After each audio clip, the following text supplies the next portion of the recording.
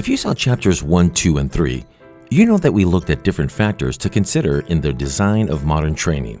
1. Shifting from traditional training design. 2. Learner motivation. And 3. Technology. Those factors in turn shape the work of the corporate trainer.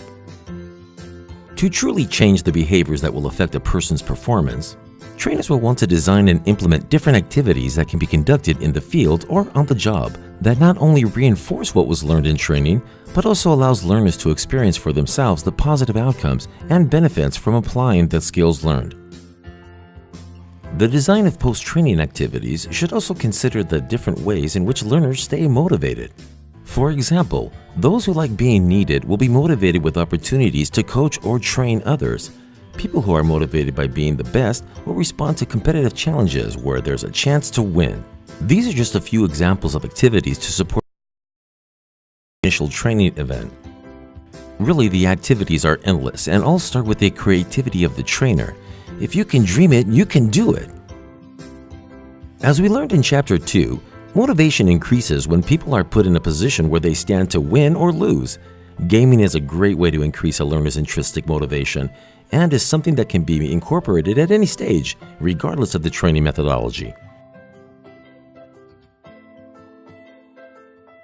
Gaming also helps solve the traditional problem of measuring the impact of training and the return on training investment, as it introduces a range of tools where progress can be measured and compared against baseline performance.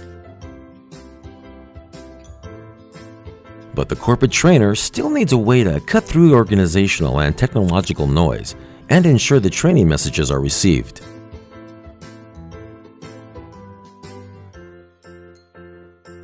That starts by evaluating where the noise is coming from. 1. Assess what communication channels already exist within the organization. 2. Identify which of those are effective and which are not. 3. Evaluate whether use of any of those channels could be improved with simple adjustments. 4. Identify gaps and assess if additional communication channels are worth the investment. Different elements of the training story can then be simply and consistently communicated across those channels.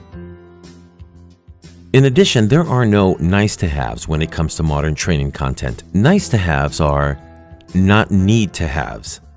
In fact, even training need-to-haves must be distilled and made to be clear, concise, actionable, and relevant.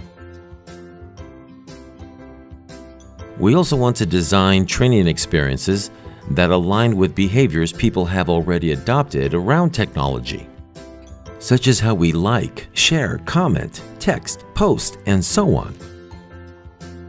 As a result of all of this, the role of the corporate trainer becomes more of editor. As learners take on a shared accountability for inputting to the training story, the corporate trainer's role is to filter the content and ensure priority training messages are available, consistent, and meaningful. Finally, today's corporate trainer will appreciate that modern training design doesn't need to cost an arm and a leg.